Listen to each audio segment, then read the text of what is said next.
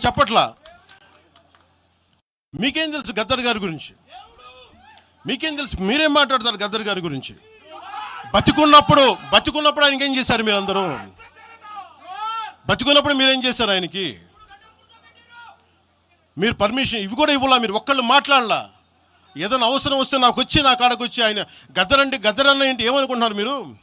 నేను పాలిటిక్స్లోకి వచ్చాక తెలుసు అనుకుంటున్నారా గద్దర్ అన్న? మీరందరూ చూసిన ఖుషీ సినిమా చూసిన తర్వాత చిరంజీవి అన్న గారు ఫోన్ చేశారు నాకు. అరే గద్దర్ గారు ఫోన్ చేస్తున్నారా నీకోసం, ఒకసారి నేను కలవాలంటాను. ఆయన ఒకటే మాట అన్నారు చూసి, అరే మా పోరలు చూపించిన రా బాబు నీ సినిమా పాట, దాంట్లో నువ్వు తాకట్లో భారతదేశాన్ని తాకట్లో పెట్టే విజువల్ పెట్టావంట, నువ్వు మాకు అర్థమవుతుందా, మా భావాలు అర్థం చేసుకునేవాడు అని చెప్పి. తరిమేల నాగిరెడ్డి గారి తాకట్లో భారతదేశాన్ని ఆ భావన నువ్వు పెట్టావంటే మాకు అర్థమవుతుందని నేను చెప్పాను. నాకు లెఫ్ట్ వింగో రైట్ వింగో తెలియదన్నా, నాది హ్యూమనిజం అవుతున్నా, మీకు తోసిన సంతోషం అన్నా అని చెప్పి. ఆ రోజు నుంచి ఆయన చనిపోయేదాకా, ఆయన అంతిమ ఘడియల వరకు ఆయన హాస్పిటల్లో ఉంటే వెళ్ళి కూర్చొని, అన్నా మీకు ఏం కావాలో చెప్పండి అంటే, ఏం వద్దురా తమ్మి, తెలంగాణ యువతకి కానీ ఆంధ్ర యువతకి కానీ భారతదేశంలో యువతకి భవిష్యత్తు వాళ్ళదని చెప్పు. ఆయన నాకు రాసిస్తే, ఆయన నాకు ఒక లెటర్ రాసిస్తే నేను అది కూడా బయట పెట్టలా. ఆయనే ఒక ఆడియో ఫైల్ చేసి, నేను దాన్ని కూడా కూర్చొని చెప్పలా, ఆడియో ఫైల్ చేసి ఆయన ఒక చిన్న ఛానల్కి రిలీజ్ చేసి అది బయటకు వచ్చింది. మీరు కూర్చోబెట్టి తెలంగాణ గురించి అని మాట్లాడతారు. నేను నిజంగా ఎంత కమిట్మెంట్ లేకపోతే కొండగొట్టు ఆంజనేయుడికి నేను 30 కోట్లు టీటీడీ నుంచి ఇప్పిస్తాం. మేము ₹1 కోటి ఎందుకు మా కూర్చోబెట్టి తెలంగాణ ప్రభుత్వానికి ఇస్తాం? ఆపదలో ఉన్నప్పుడు, విపత్తుల్లో ఉన్నప్పుడు మీరు మాట్లాడి, మీరు ఈరోజు మాట్లాడుతూ ఉన్నారు, బెదిరిస్తున్నారు. ఒకటే చెప్తా ఉన్నా, ఇక్కడున్న నాయకులందరూ కూడా, మరి శంకర్ గౌడ్ గారి దగ్గర నుంచి ఇక్కడున్న నాయకులు పేరున సంపత్ నాయక్ కానీ సాగర్ గారు కానీ వీళ్ళందరూ కూడా మీరు బెదిరిస్తూ ఉంటే మేము భయపడి, సారు మీ కాల్ముక్తా సారు, మీ బాంచన్ సారు అన్నంత భయాలు ఉన్నాం. మేము వాళ్ళమే కాదు. మీకు మేము ఒకటే చెప్తా ఉన్నా, వైఎస్ రాజశేఖర రెడ్డి గారు బతికున్నప్పుడు ఆ రోజు మీ గొంతులు ఏమైనాయి? ఆ రోజున మీ అందరి గొంతు తెరిచారా మీరు? ఆ రోజున తెలంగాణ గురించి వీళ్ళు మాట్లాడుతూ ఉంటే ఒకటే చెప్తా ఉన్నా, యువరాజ్యం పెట్టిన తర్వాత మొట్టమొదటిసారి నా మీద కేసు పెట్టి పోలీస్ స్టేషన్లో కూర్చోబెట్టింది తెలంగాణ భీమరావు బాడా కోసం. దానికోసం తెలంగాణ మీద మొదటి కేసు నాకు తెలంగాణలోనే పడింది. కూర్చోబెట్టి మీరు అందరూ కూర్చోబెట్టి, ఆ రోజు ఒక్కళ్ళు ఏమయ్యారు? ఈరోజు మీరు బెదిరిస్తూ ఉన్నారు, బయటకు వస్తే దాడులు చేస్తారు. మాకు దాడులు కొత్త అనుకున్నారా? మాకు మీరు మహబూబ్ నగర్లో మన కాంగ్రెస్ నాయకులు కూలిస్తే స్టేజే కూల్చేశారు. మీరు మా కార్లు అడ్డం పెట్టి మా మీద దాడులు చేయడం, ఇవన్నీ తట్టుకొని ఇచ్చాం మేము. ఖమ్మంలో మీరు దాడులు చేశారు ఆ టైంలో, అప్పుడున్న కాంగ్రెస్ ప్రభుత్వం. ఈరోజు మాకు కొత్త అనుకుంటున్నారా ఇవన్నీ? మీరు చేసే ఈ తాటాకు చప్పుళ్ళకి బెదిరేది కాదు జనసేన, గుర్తుపెట్టుకోండి. ఏదైనా మాట్లాడితే తెలంగాణ ప్రభుత్వం అధినేతలు కూడా చెప్తా ఉన్నాను, మీ ఇళ్లలోకి వచ్చి దూరిపోయి ప్రైవేట్ ఆస్తుల్లోకి వచ్చి నిజంగా ఒక తప్పు జరిగే ఉంటే, నేను ఈరోజు మళ్ళీ చెప్తున్నాను, రీఐటరేటింగ్, యు సీజ్ ద ప్రాపర్టీ. సంతోషంగా చెప్తున్నా. అక్కడ ఉన్నది నాకు గోశాల ఉంది. అక్కడ ఒక 60-70 గోవులు ఉంటాయి. అక్కడ వాటి గడ్డి కోసం ఉంటుంది.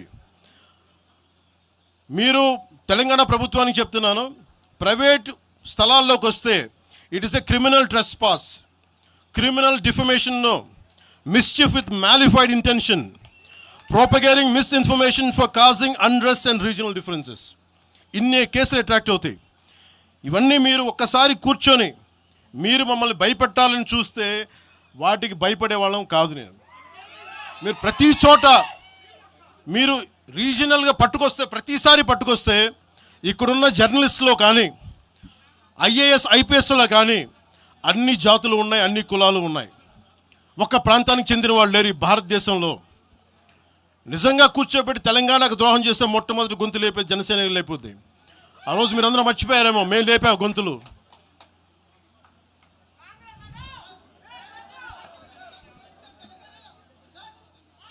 కాంగ్రెస్ హటావ్ దేశ్ బచావ్ అని అంటానికి ఈరోజు ఇందాక మీరు చెప్పిన దానికి చెప్తున్నా, కాంగ్రెస్ నాయకులు మాట్లాడుతున్నారు కొంతమంది, అందరం చెప్పట్లా.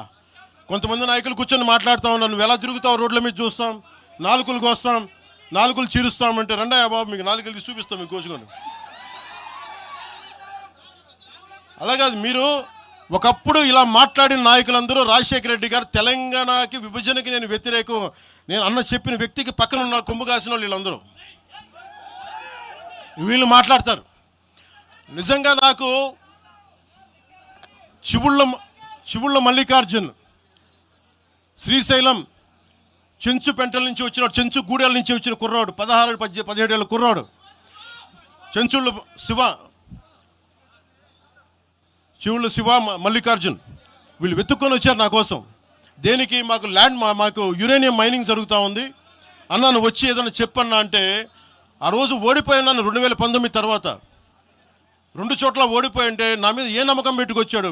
ఎందుకు నేను తెలంగాణ యువతను నమ్ముతానంటే వాళ్ళకున్న లోపలున్న భావం ఎంత బలమైందంటే మొత్తం ప్రభుత్వానికి కదిపించింది ఒక్క కుర్రోడి భావం. దానికి నేను ప్లాట్ఫామ్ అయ్యాను అంతే. దానికి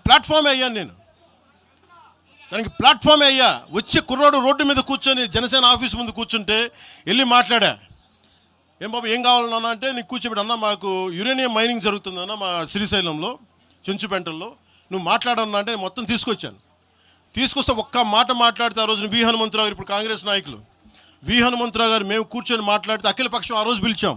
ఏ బలం ఉందని జనసేనకి ఆ రోజున ఓట్లు వస్తాయన్నా మేము చేసింది తెలంగాణ మీద ప్రేమ, తెలంగాణ మీద ఇష్టం, తెలంగాణ మీద మమకారం.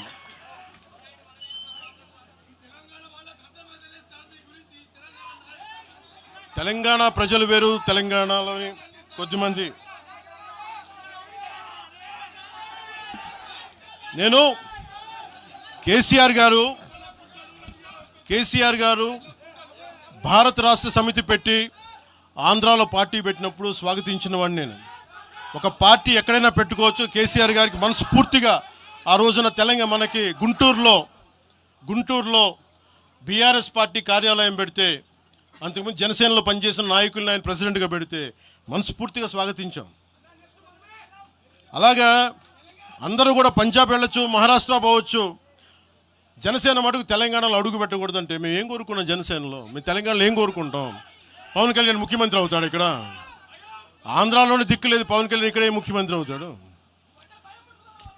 కానీ దేనికి భయం అంటే చైతన్యవంతులను చేస్తామన్న భయం, అదొక్కటే భయం. సమస్యల మీద తిప్పి కొడితే ఎంత? 4 కోట్ల జనాభా ఉన్న, దాదాపు 4 కోట్ల జనాభా ఉన్న తెలంగాణలో జనసేన తిప్పి కొడితే 1,00,000 మంది పైన కూడా లేరు. 2,000 మంది జన సైనికులతోటి సాధకులతోటి మేము సభ పెట్టుకుందామంటే మీరు దీనికి పర్మిషన్ ఇవ్వకపోతే మేము ఏం చేస్తాం? మేము దుర్మార్గాలు చేస్తామా? మేము అంటే నాకు ఎలా ఉంటుందంటే మీరు ఏదైనా మాట్లాడండి అంటే ఎక్కడ. ఇప్పుడు నేను ఒక ఎనలిస్ట్ కూర్చొని నేను మాట్లాడింది వేరు, నువ్వు అమిత్ షా గారిని మాట్లాడితే నేను దాని గురించి ప్రస్తావిస్తే దీంట్లో ప్రాంతీయత ఎక్కడుంది? దీంట్లో తెలంగాణ నేను ఎప్పుడు అవమానం చేశాను? తెలంగాణ బాగుండాలి. మీరు ఒకప్పుడు ఆదిలాబాద్ జిల్లాల్లో నక్సల్ ప్రభావిత ప్రాంతాల్లో ఇప్పుడు విమర్శించే నాయకులు మీరెవరు తిరగల, మీ సౌకర్యాల నుంచి మీరు ఎప్పుడు బయటపడలా. ఆదిలాబాద్ తాండాల్లో, గోండు తాండాల్లో వెళ్ళి తిరిగిన వాళ్ళం, నిలబడ్డ వాళ్ళం. అవసరమైతే గెలుస్తామో లేదో తెలియని పరిస్థితుల్లో కూడా ప్రజలకి దాహం తీర్చడానికి బోర్లు వేయించాం. ఆ రోజు ఓట్లు పడతాయనో, తెలంగాణ కూర్చోబెడితే తెలంగాణలో జనసేన పార్టీ ఉంటుందనో కాదు, మాకు ఇష్టం, నా ప్రేమ నా తెలంగాణ మీద.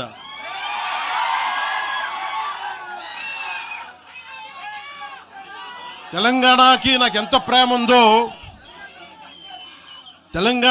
నాకెంత ప్రేమ ఉందో నేను ప్రూవ్ చేసుకోవాల్సిన అవసరం విమర్శించే నాయకులకు లేదు. నేను మీకు చెప్పాల్సిన అవసరం కూడా లేదు.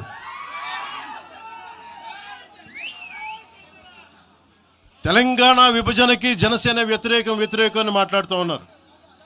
నేను మళ్ళీ చెప్తా ఉన్నా, విభజించిన తీరుకు మేము వ్యతిరేకం. తెలంగాణ కోసం సామాజిక తెలంగాణ కానీ అన్ని కులాలు బాగుండాలి అని చెప్పి మరీ వచ్చాం. పార్లమెంటు తలుపులు మూసి తెలంగాణని ఆంధ్రాని విభజించిన తీరు మీద తప్పని చెప్పాను తప్ప తెలంగాణ సంస్కృతి మీద కానీ తెలంగాణ రాష్ట్ర ఏర్పాటు కానీ ఎప్పుడూ జనసేన వ్యతిరేకం కాదు. ఇది తెలంగాణ ప్రజలకి చాలా చాలా స్పష్టంగా తెలియజేస్తా ఉన్నాం. నాకు నిలబడింది కష్టాల్లో ఉన్నప్పుడు ఒక్క నిమిషం సార్, ఒక్క నిమిషం మాట్లాడేవాడిని సార్. తెలంగాణ ఆంధ్రప్రదేశ్లో నన్ను తిరగనివ్వమని మాట్లాడుతూ ఉంటే నాకు వారాహి అనుమతినిచ్చింది తెలంగాణ ప్రజానికి, నాకు అనుమతి ఇచ్చారు. నాకు అలాగే నాకు గత వైసీపీ ప్రభుత్వం మిమ్మల్ని ఆంధ్రాలోకి అడుగు పెట్టనివ్వు అంటే కోదాడ, నల్గొండ అన్ని ప్రాంతాల నుంచి వచ్చి నాతో పాటు అండగా వచ్చారు నా తెలంగాణ అన్నదమ్ములు, జన సైనికులు. నేను చాలాసార్లు మా నాయకులందరినీ అడగండి, మనం పార్టీని ఇక్కడ బలపెడదాం అంటే నేను ఒకటే చెప్పా, తెలంగాణ వచ్చిన ఈ సందర్భంలో మనం కూర్చోబెట్టి మాట్లాడితే ముందు అది వేరేగా వెళ్తుంది. మీరు తిరగండి, జనసేన ఆశయాలను తీసుకెళ్ళండి, ఆ రోజు సంగతి చూద్దాం, ప్రజలు కోరుకున్న మీద చూద్దాం తప్ప నాకేమి ఇక్కడ కూర్చొని ఆంధ్రప్రదేశ్లోనే అధికారం కోరుకునేవాడిని, తెలంగాణలో నేనే అధికారం కోరుకుంటాను, ఒక మార్పు తప్ప.